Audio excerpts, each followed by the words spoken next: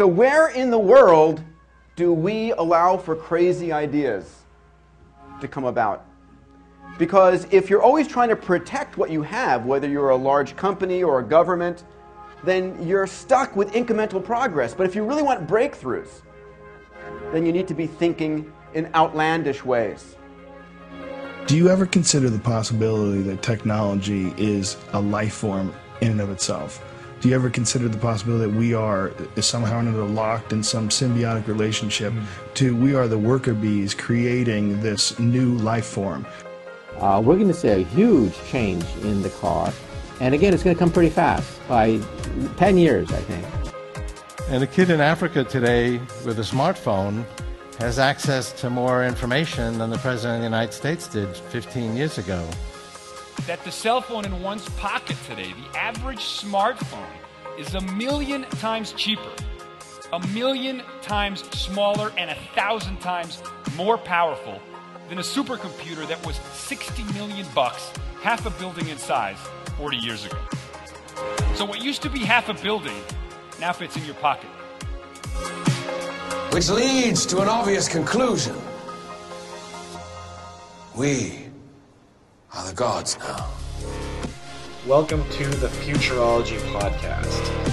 If you're listening on iTunes and don't know what that is, we are a community on Reddit where we talk about the future, technology and science, pretty much anything that could happen within the next 5 years or the next 500 years. With me, as always, is Alex. He's known as SpeakMouthWords on YouTube, and he has a channel that's called Nobody's Paying Attention.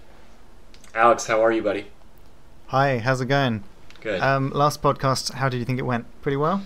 Yeah, it went really well. We also had one more guy, didn't we, with us? Yeah, we did, and it was pretty magical. We've got the ineffable Daniel Yunt with us. How's it going? Pretty good. How are you guys? Excellent. Very well. Daniel, how did your community like you talking about futuristic stuff? It was great. I did post a link on my Facebook, and a lot of people gave it a listen, and they thought it was a great conversation. May have put some more people into the community, which is always great. Awesome. I think last time we were around 60,000 subscribers strong. Now we are at 76,902. Wow. Wow. So very cool. Hopefully by the end of the summer we'll have, even before that, we'll have 100,000. So I'm going to jump right into the first link, and we can maybe talk a little bit about where to follow you guys after the show. But this first link was submitted by Alanzanator, and he wrote, NASA is looking to place an ad in front of the new Star Trek movie to drum up more interest and support for space programs. They need our help. First, this is kind of a misleading title. I really like this idea, but a comment from Sheol says, from the Indiegogo page, this is a crowdfund campaign.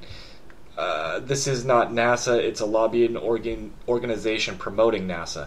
And that's true, but it's still for a good cause. It's kind of like anything you see on Kickstarter. What these guys did was they basically made a video with a bunch of NASA clips and space clips, and used the voice of Optimus Prime to instill a little bit of wonder and amazement, and they want this playing in Star Trek movies across the United States. And as of right now, they hit their goal, which was $33,000. They hit and surpassed that. They're at $49,000 right now. So, thoughts on this, guys? Good idea?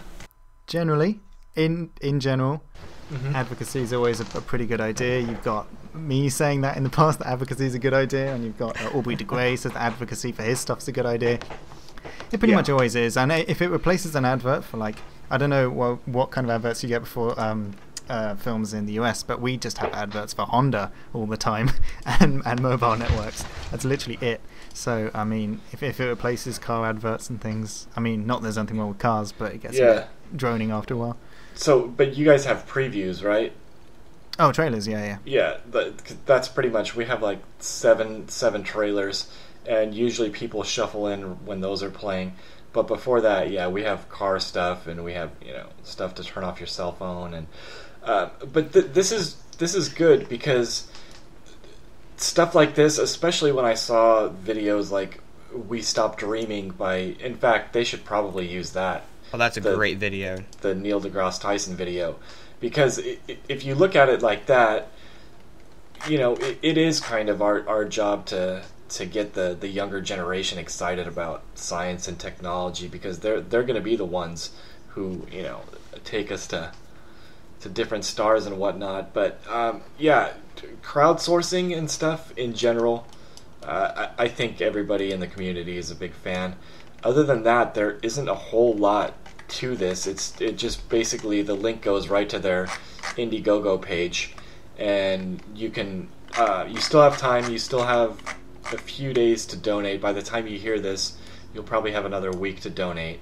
So if you want to hop on, and who knows, maybe if you take a date to the Star Trek movie, you can be like, look babe, I helped fund that. Like, wow, you're amazing. All right, Alex, next link. Oh, by the way, that was 2,312 upvotes, and Alan Zanator submitted that. Okay, so did you want me to move on to the next link? Yes, please. Okay, so the next link was submitted by C-R-U-X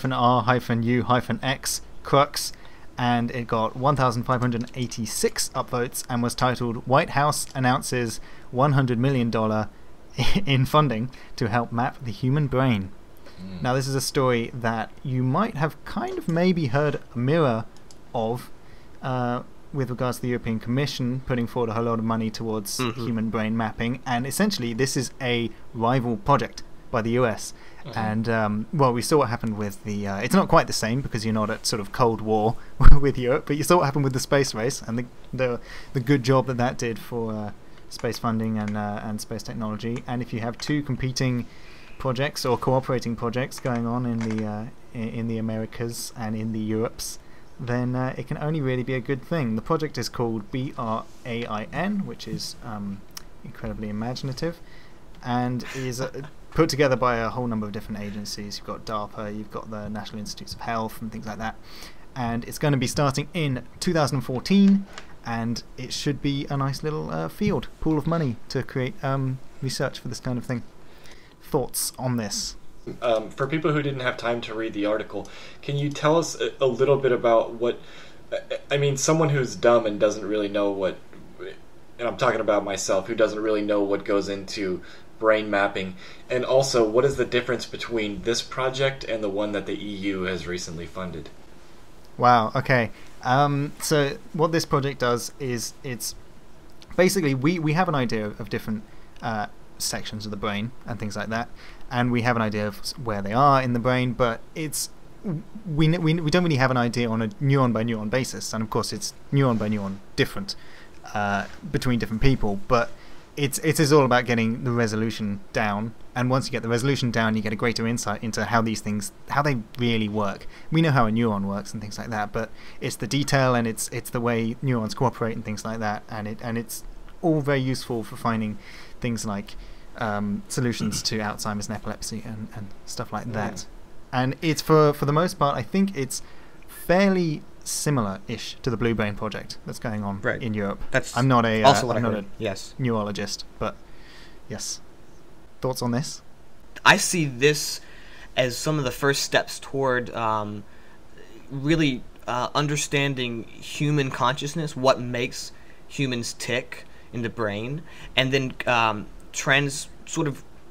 transplanting that into a computer, if you will, to simulate real strong AI. Because AI does exist today, it's just rather weak, and we don't really understand what makes up human consciousness in the same way. But stuff like this is great because it's becoming mainstream to think about things like this.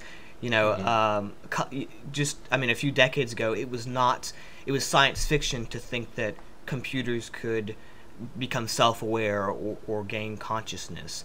But now we're seeing people really take this idea seriously, and they really should, because this, I mean, the idea of artificial intelligence is really one of the biggest ideas in human history, because the minute that we create a self-improving artificial intelligence based off of silicon is the minute that we sort of step out of the picture as an evolutionary force, and we give it to machines, which that's a big deal, and we need to do it right.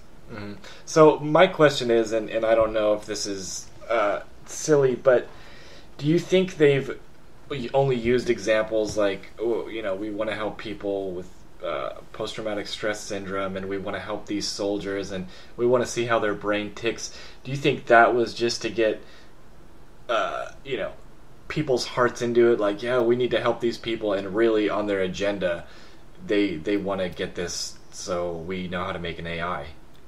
I think that's possible, yes, because it's a lot more publicly. The public will accept it more if it's something that they understand, and AI is just not something that is there yet. But things like post-traumatic stress and other brain injuries are, and that's a tangible thing that we can say we are looking into fixing these things.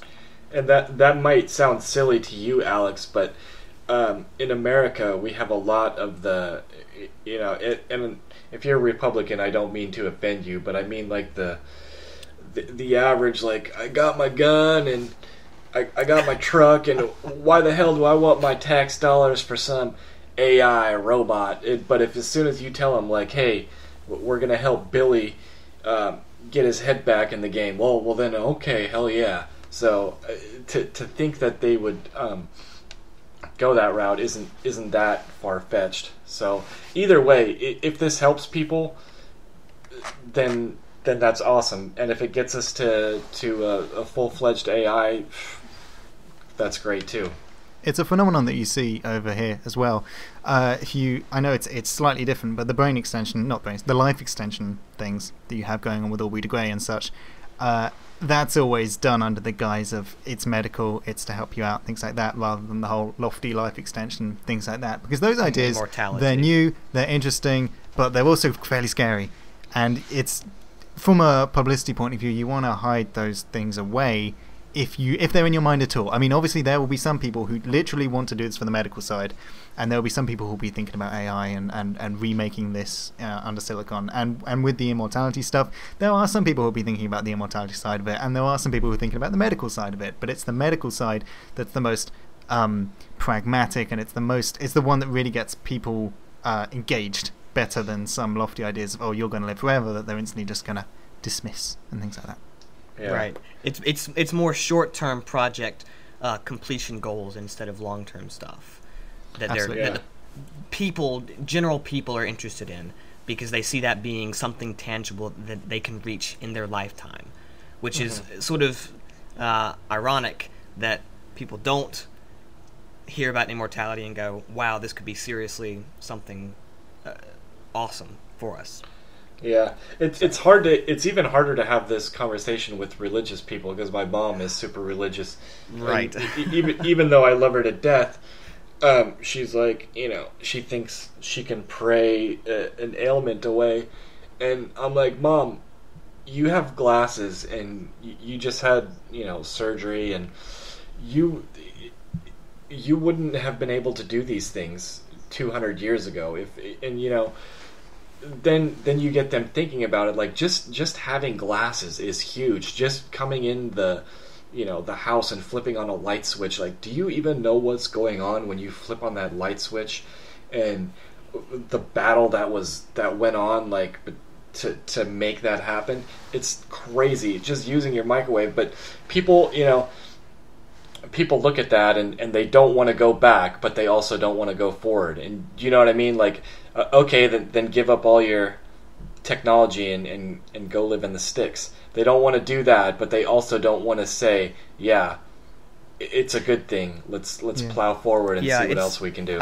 It's very frustrating to me to encounter people that just, without even really giving it a second thought, they close their mind off to something before really reading and understanding it, which is sad. But I think that's really telling of most of the time that we've been on Earth, with just the general concept of evolution. But just on a positive note, just because there are people that fear change and want to hold everybody who wants to make change back, they never win. It's going to always be the people who step forward and accept the future. Yeah, I don't want to make this too abstract, but there's Kurzweil and Diamandis and people talk about the idea of the exponential function, and the idea of how most people think in a linear way. Well, it's part of the exponential function is actually there is a linear aspect to it. If you do what's called a Taylor expansion on the exponential function, you get the first term is just a constant.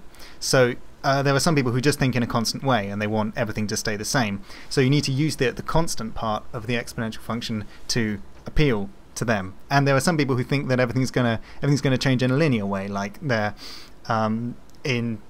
like political progress and stuff like that generally ticks forward in a linear fashion by the same amount every year.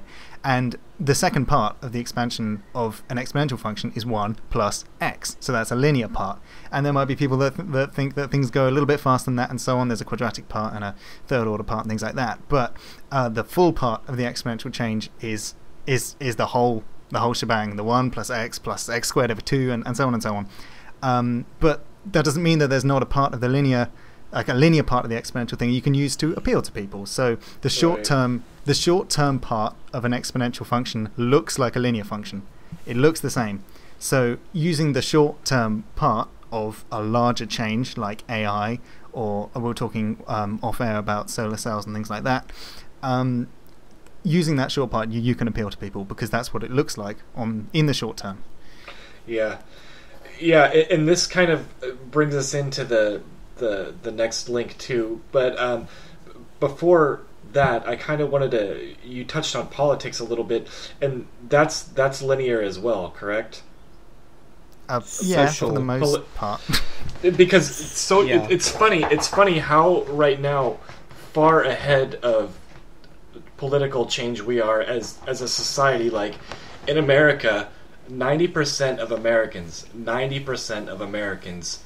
want background checks for guns, but that didn't pass because 90% of Republicans did away with it.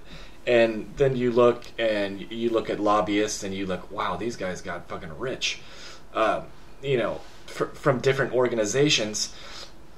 And there's got to be a time eventually where we say, look, you can't be bought anymore. This can't happen. We can't have lobbying for something that's silly. Do you think that'll go away? Yes, lobbying. In my opinion. I hope so. Well, I say that only because I see, if you strip that down to the basic, what that is, the fundamentals of what that is, it's all about gaining either money or power or influence. And right. Some of these technologies that we discuss on Futurology solve those problems of inequality in terms of monetary stuff. So for instance, we talked about 3D printing last time.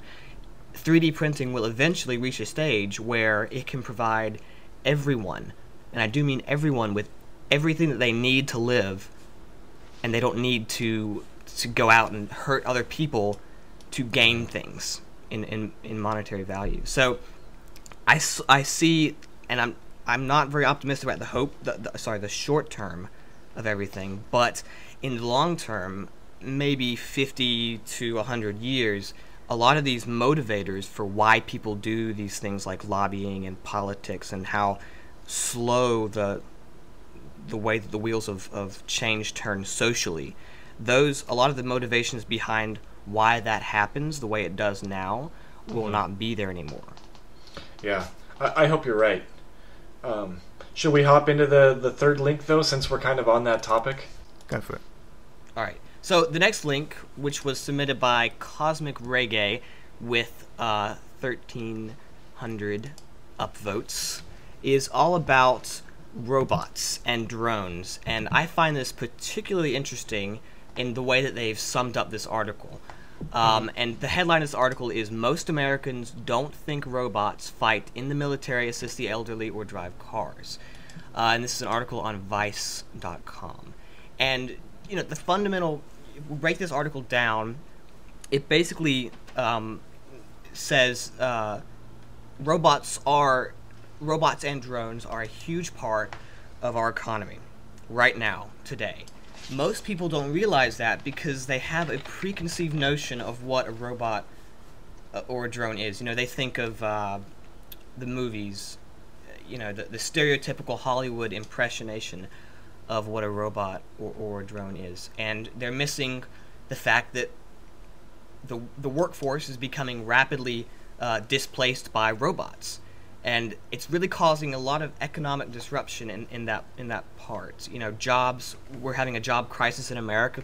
We've had it for a while now, and the implications of everyone losing their job to a robot, but being able to live a normal life like you live now is something that's worth talking about.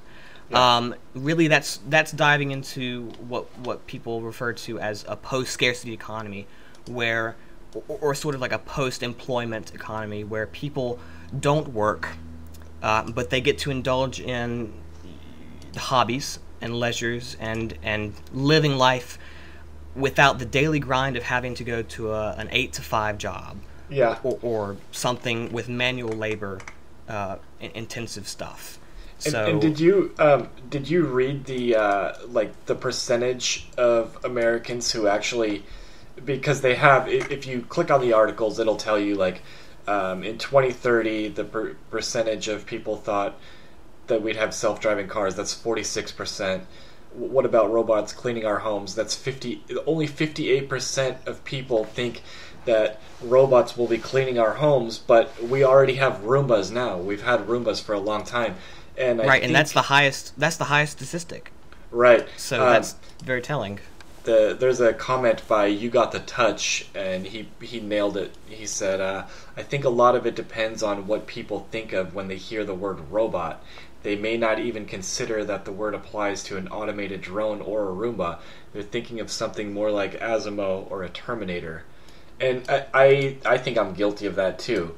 Like when I think of robots making food, I don't think of like an assembly line. I think there's a little robot making sandwiches. But Alex, what do you think, buddy? Well, I mean, you've seen on Nobody Paying Attention a number of times that I really like Roombas.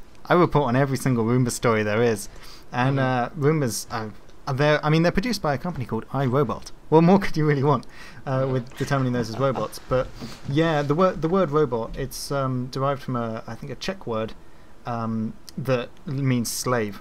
And I think people really think, when they think robots, they think of a little, cute little walking guys. They think of what's he called, Johnny Five from Short Circuit. Short Circuit.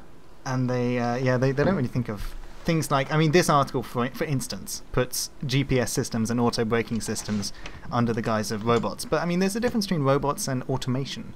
But there's also a difference between robots and androids and things like that. And it's all a terminology thing. I think that commenter, wherever they were they in Reddit or were they on the website? That comment I just read? Yeah. That was on Reddit, but yeah, they hit the nail on the head, which is rare for a Reddit comment. But no, come on. I think in futurology and in science and in technology, a lot of the comments that get upvoted are pretty good comments. But I think there's also a lot of circle jerking and a lot of very downvoting that's happening too. But for the most part, the good stuff rises to the top. You don't think so? Yeah, Futurology's got its head screwed on the right way. I mean, to give credit, you got to compare Futurology to its peers, which is Collapse. I tried to ask the same question of Futurology and Collapse just really dropped the ball all over the place when they were trying to respond to me. So Futurology really, I was perhaps a little harsh to Futurology, but I'll leave the floor open as to whether I was harsh to Reddit in general with that comment. No, that's okay. I want to know what happened though with the question in Collapse. I did there was a thing where I posted a thread saying, tell me your predictions for what you think will happen by the time the year is over. and then I'll come back and I'll tell you whether the corrections were right or not. And I gave that promise to Futurology that I would do that. And I also offered the same thing to Collapse. And not only did they not really upvote it much, their comments were really strange. I got some very sort of, I don't know, just stranger comments than what I got from Futurology. I got enormous lists of links about police states and things like that, and vague answers to the question and things like that. It was a little bizarre. Yeah, that's funny. Daniel, have you read that book Abundance by Diamandis? Yes, actually. Just being, I'm about to turn 18, but I did last semester of high school. I took an English class, and I had a really, really awesome English teacher, Mr. Ferguson, I think. And in that class, he allowed us to go places in, like a mind voyage. So when we did an end of the year project, I took the Singularity is Near and Abundance and sort of melded that into a book editorial presentation. So I cannot recommend Abundance enough. And mainly because of well, first of all, the reputation that Mr. Diamandis has, being a person that's not just saying things, but actually out there doing things. And he actually brings up what Alex is talking about in one of his chapters. He brings up the whole, if you're one of those people who believes in Armageddon and you're a doom and gloomer and you're looking for the end, it's very hard for you to start finding articles and information that actually show you that the world is getting better and that the world is improving, and there's less and less people dying of dirty water and more people have homes. And I mean, if you look at the worst people in poverty right now in America, like even the poorest of poor families have running water, they have a toilet, they have a TV, and they have access to a telephone, and that's more than the richest people had 100 years ago. Right. So they don't think like that. And so yeah, Alex, I applaud you on your patience, because it's kind of we tried to have one of those debates, and I think it was Encharky and one of the other mods, was it Bostonia? I think so. Yeah. Yeah, they did the debate with Collapse, and I was like, wow, these guys are better than me, because I would have lost it. I was like, yeah. I just don't think that we're ever gonna look. This is me knocking on wood, but I don't think we're ever gonna have to see a doomsday prepper scenario. I think we've evolved past that. Possibly. Yeah, I'm optimistic with you, but it's also it's good to look at the other side of the coin sometimes. But the real root of the issue here is when you're in a debate like that, and your opponent is sourcing articles. It's weird to look at the data behind the articles and the research behind the articles. Oftentimes, the pessimistic and the world is going to crap scenario is not backed up by graphs and data and solid, tangible things like Kurzweil and Diamandis and other people who have that worldview. And it's, you start getting into the, here's his opinion, but where are the facts? And I'm not interested in hearing your opinion unless it's backed up by something. Because everybody has an opinion, but the ones that really matter are the ones that has been researched and possibly peer-reviewed and talked about. So that's the whole point of it. If you don't have data to back up your claim, there's no use hearing about it. Alex, did you want to add anything else to the most people don't think that we're already using? Oh, I have nothing to add. Go buy a Roomba. I don't have one, but you should have one. I wanna buy a Roomba. Did you guys see that it was at the top of videos last month? Some guy's dog took a dump on his carpet, and the Roomba was set to go off at whatever in the afternoon when no one was home, and this Roomba pushed the dog poo all over the floor. It was so brutal, but it's like, look, we're still taking baby steps. Maybe the Roomba 2.0 will be like, no, this is dog shit. I need to go around it. Yeah, needs to call in reinforcements for that. Yeah. We're gonna hop into the next link now, though. This had 1,074 upvotes submitted by Malila, and everyone loves this topic. Russian billionaire plans to make humans immortal by 2045.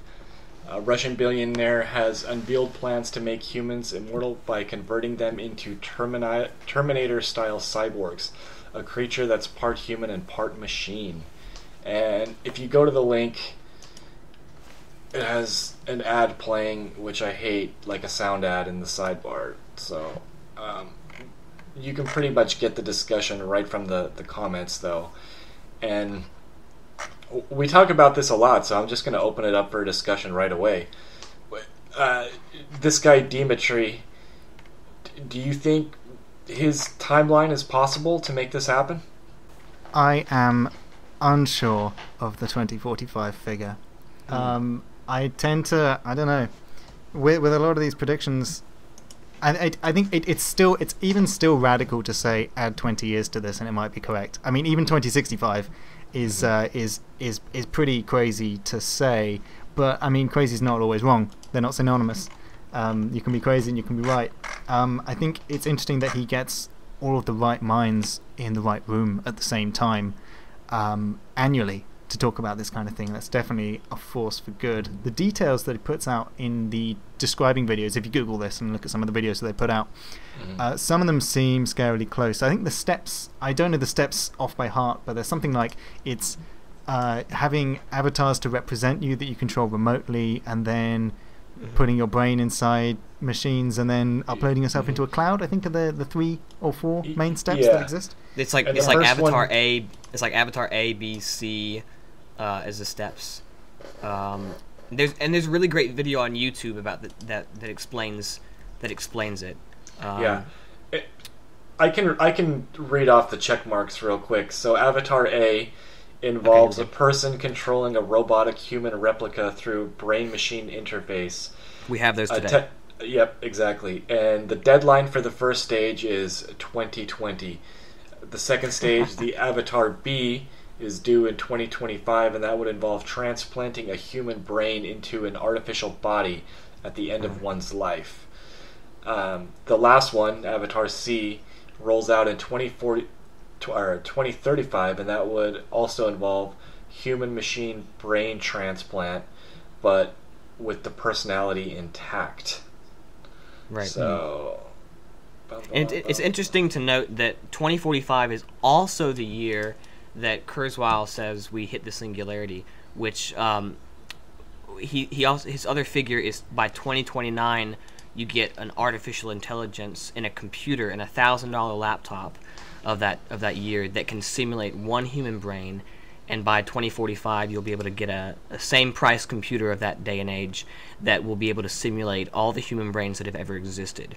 So you know, taking that within Kurzweil's predictions, it's not extremely out of there, in my opinion, because by 2045, if we have artificial intelligences that are calculating at all of the human brains that have ever existed, working at this problem 24/7 without sleeping, it's a very good chance that this is a very realistic time frame. I don't know. What do you guys think in regards of that? I agree on the time frame. The thing when I start looking at these and I start thinking, wow, that's almost outlandish. Well, you kind of have to be, and I think even our intro, we have Diamanda saying that you have to think outlandishly. But let's say we do get an AGI in the next 20-25 years. Well, that's going to change everything, because if you have something that can think faster than a human, and doesn't need sleep, well, it's going to start solving problems that we couldn't solve.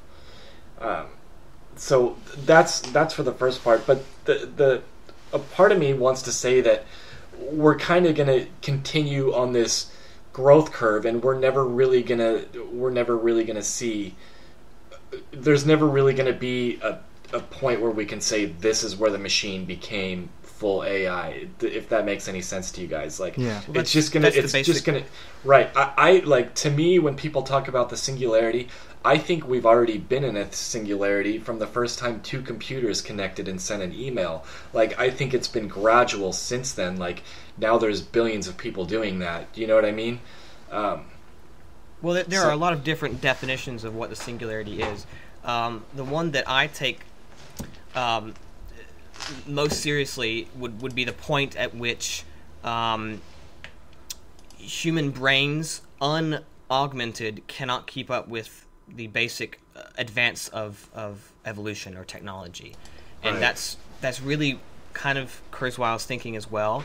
And also another really quickly here, another definition of the singularity is whenever we create a human level intelligence in a computer, because at that point humans cease to matter from the equation as much, because you have something, and this is not a weak Siri, Apple Siri AI. This is something that is a human brain, the power of a human brain in a computer, and even more efficient at thinking than a human brain. Yeah. So we need to take these things into account when we see dates like this. And it just all comes down to, where's your data? What is the data that backs up these claims? And I'm not familiar with Dimitri, what his data, like what he's using to graph this out is, but I do know that I do know what Kurzweil's data is, the exponential, and so far so good with him. Right. And I think people who don't, I mean, that's happening now. Like, someone who doesn't have a smartphone is already falling behind. Like, I have every answer to every question you want to ask me in my hand, pretty much. I can ask my phone a question and pretty much always get the right answer if it's out there. And someone who doesn't have that, someone who doesn't, just doesn't like phones or doesn't want to buckle and buy a smartphone, they're going to be a little bit behind. That's why conversations, just out and about or in public they're not what they used to be, because what used to be like a long debate, actually, no, let's look that up.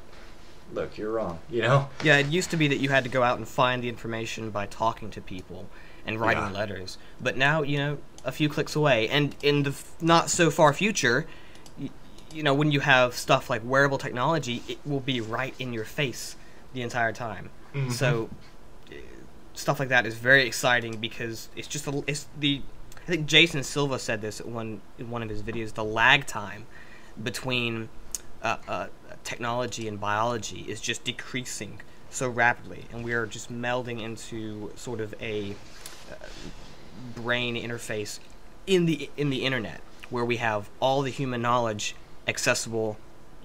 Right now it's a few clicks, but a couple of years from now it could be just a matter of thinking about it and getting the information. Yeah. It'll be really interesting to pull answers out of your face. I think that when it says wants to make humans immortal by 2045, you get a lot of like, the standard response is, does that mean every human, or does that mean some humans? Like, what about those who aren't able to gain access to the technology? And the standard response is, just look at every single product life cycle that's ever existed, and you'll see that it starts expensive, and as demand falls off, it has to get cheaper and cheaper in order to sustain profit. Right, like a pair of shoes. Yeah. Like a pair of shoes, or like a USB stick, or anything, any piece, any product. I mean, it's just classical business studies theory. It's classical economic theory. The price, it starts high and it drops off, and hopefully we'll see most humans who don't just reject it, because obviously there will be some people who just don't want this to happen, right? It's against their religion, or there'll be some reason, and hopefully we'll be able to get everybody on board that wants this to happen to them, hopefully by the end of the century, if 2045 is the correct figure. Yeah. I hope I make it till then. I think I will. You got a fairly good chance. Yeah, me too. It's weird to be thinking about this when, I've only sort of been around for 17 years or almost 18 years now, but seeing all these stuff really, it's such an amazing feeling to be in a time like this where these things are not science fiction. It's taking these things, just the act of taking stuff like this seriously is really good for the human race, because they're possible fundamentally. Yeah. Well, it's also good for people your age to talk the way you are. I mean, when people who are 17 years old where I live anyway, they there's a group of them that just sit on these rocks and smoke cigarettes and vandalize the mailboxes. So to see you that you're 17 and you're so interested in this stuff, it's like a sigh of relief. Would you say there's a lot of people in that are like-minded like you in your school? It's interesting because I have to say I went to last night. I went to my high school prom, and for anybody who doesn't know, possibly that's out of the USA, prom is like the junior, the last 2 years of high school that you're in here. You go to a get together, a dance. Yeah, and buddy. Yeah, it's great, and also we scheduled some guys scheduled it this year on 420, which was just great for people. Regardless of that, it's when you look at the surface of sort of kids my age, they seem like they don't really care. However, when I start talking to people about stuff like this, it sort of catches their attention in a way that it doesn't for older people, because they've seen so many advances. I mean, when I was very young, going back to earlier that I can remember, computer graphics was very, very rudimentary, polygons and whatnot. And now we've just got almost lifelike CGI.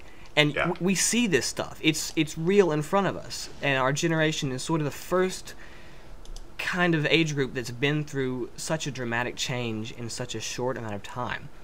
So it's not that... I mean, the trick here is to talk about it and to get people willing to go out and start the conversation with people my age. Because I can tell you, people my age are interested, they just don't know it yet.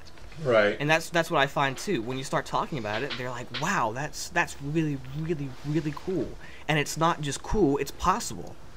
And I want to do something about it. I want to go and research artificial intelligence. I want to go and start learning how to code on my own.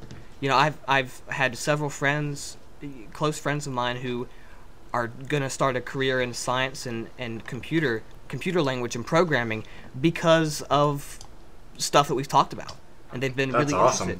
So it's just, you go out there and talk to people. It's starting a conversation. That's what everything begins with. Easy as that. I believe the label that's put on your generation, Daniel, I think I missed the boat by about a year or two when it comes to being labelled this, is being called a digital native. The first generation to have grown up fully with computers. I think I spent the first 5 years of my life also without being too engrossed in computers, but the digital natives, and it's really interesting to see how differently they respond to phenomena and how differently they respond to changing social structure and things like that. Yeah, their cognitive structure, it's just changed. They think differently about a problem. Instead of asking someone mouth to mouth, they just look it up online with their smartphone. So it's the way that people my age approach problems that's advancing in a sense. Like they get how to. It's not that older people can't use the technology. It's that they don't know what it can do for them as much as younger people, because they haven't known about it all their life. Like they haven't been able to incorporate, how can my smartphone help me with this cooking recipe? They skip the smartphone step because they've been able to do without it their entire life. But people my age have had the smartphone and be like, how can I use the smartphone to help me out, instead of not even considering it? Right. Yeah, and I'm like that too when I discovered macros. It's like, and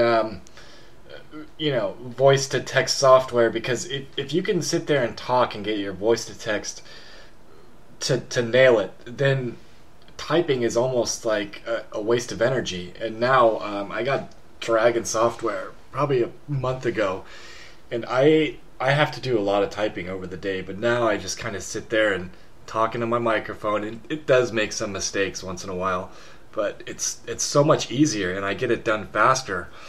And yeah, the older generations, they see that and they're like, wow, that just looks silly to them,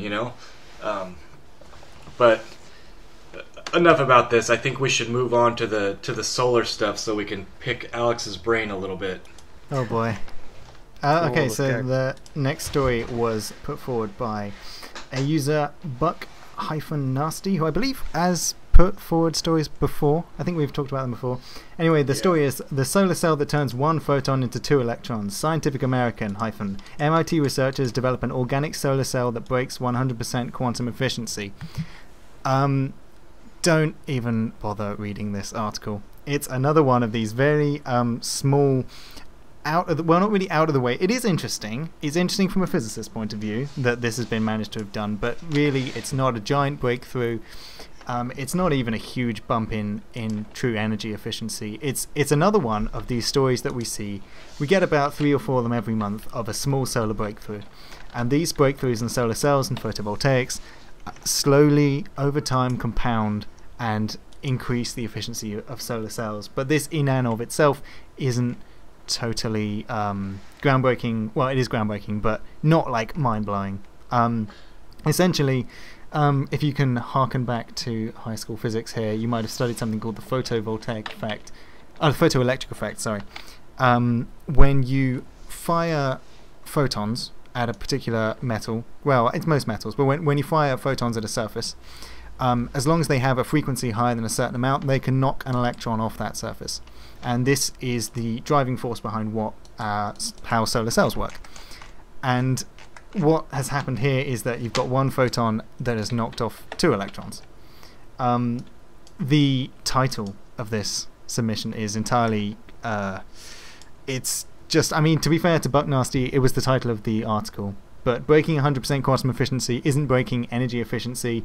Calling it quantum efficiency might be perhaps correct in that you're breaking the efficiency of quanta. So you put 1 quanta of light in, which is 1 photon, and you get 2 quanta of charge out. But I mean, even so, that's still pushing the boundaries of language a bit. It's a small development in solar technology. That's what it is. I need it dumbed down even a little more than that. So let's say I have a solar cell on my roof that's getting 15% efficiency. Yeah. What would this do for that if I was using this technology now? You'd get about 18% efficiency.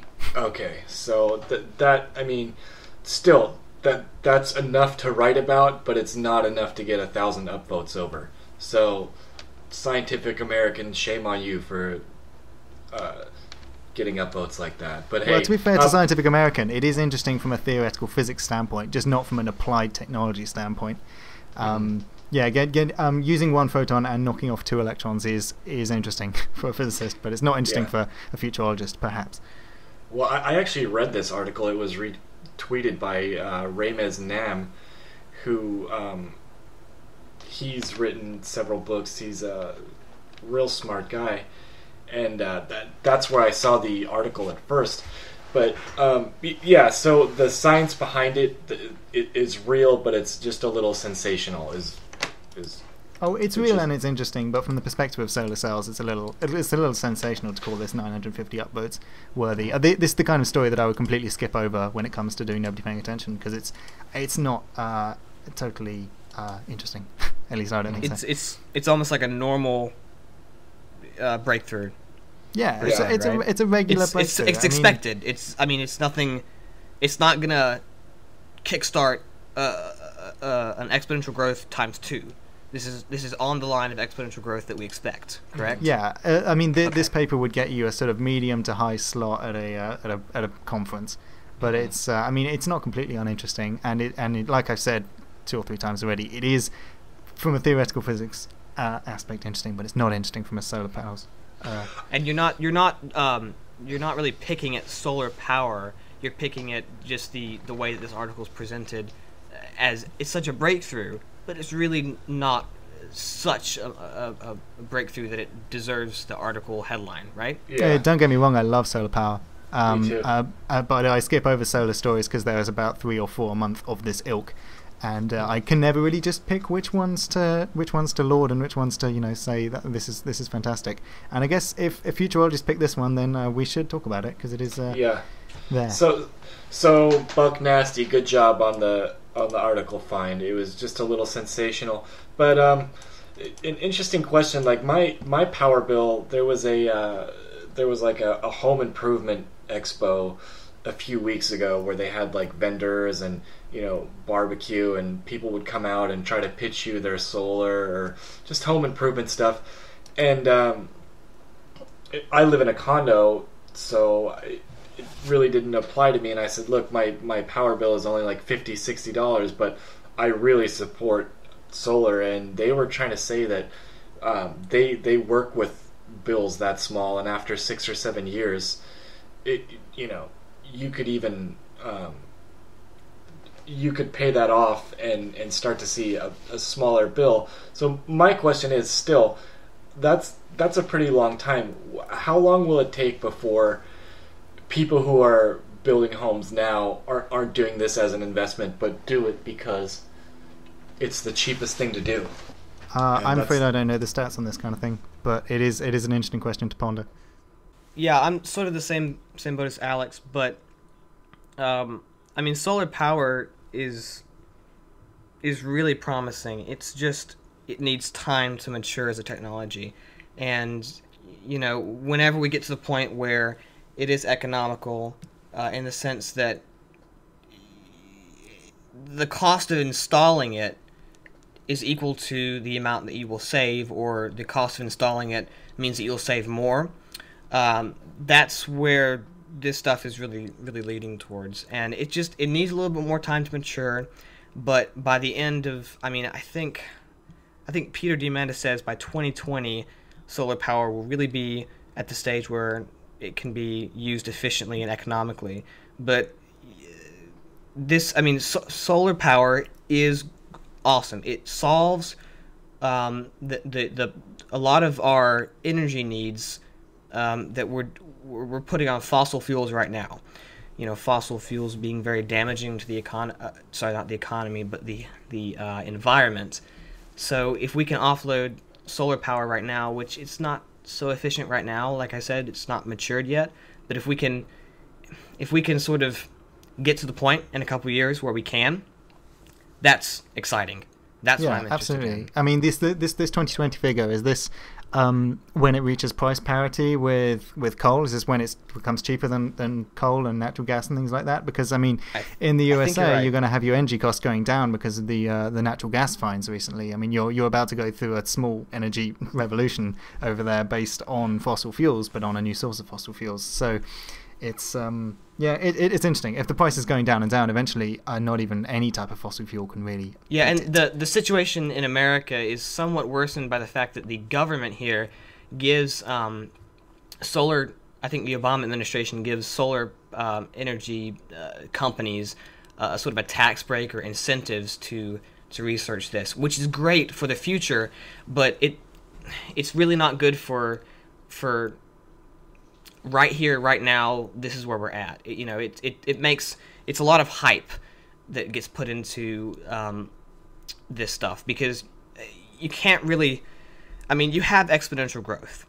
You can't really go beyond the boundaries of exponential growth by pouring money into it. It's not that doesn't work like that. The only way you can follow that line is if you just make advance after advance. And we've seen that, World War II, World War I, huge economic things like the 2008 meltdown of our economy in the U.S. here, it did not affect computer chips or USB drives or stuff like that. It does not affect the exponential growth of technologies. On the flip side, we can't pour money into things like solar power and expect them to go beyond what exponential growth, is out there and says that we're gonna hit. Or at least not in the long interesting. term. Right. Well, guys, that's right at an hour. That was enlightening. Alex, can you tell us where people can find you? Yeah, absolutely. You can find me at youtube.com/SpeakMouthWords. I'm also doing a thing this month where I make a video every day about my daily life at SpeakMoreMouthWords. My Tumblr account has changed. It's no longer SpeakMouthWords. It's precioustritium.tumblr.com, and I'm on Twitter at SpeakMouthWords. And I do a show every month called Nobody Paying Attention, where we talk about stories that happened today that you might think would happen in the future. And also I do a live show every week on a Tuesday, and every week I also do a community video watching session. You just have to subscribe to me and be around at sort of 9 p.m. London time on Tuesdays and Fridays, Saturdays, and sometimes a video pops up that says, hey, we're watching videos on artificial intelligence, come and join us, and it's there temporarily. So I hope you can come along to those. First, I want to say one thing. Alex's videos are really, really good because they're really short and they get a lot of information across. I am definitely subscribed to Alex, and every time I see a video every month about what happened in the month of technology, I immediately click on it and watch it because it's so good. As to where you can find me, I'm online, Twitter, Facebook. Twitter, I'm at DYuntMusic. Facebook, just search Daniel Yunt and my page comes up. I'm also an artist on iTunes if you want to go check out some of my music that's up there. And also I have a website, DanielYunt.com. That's about it. Awesome. And you can find us all over at Futurology on Reddit. Blinker goes left, and we will see you guys next month. Adios. Bye-bye.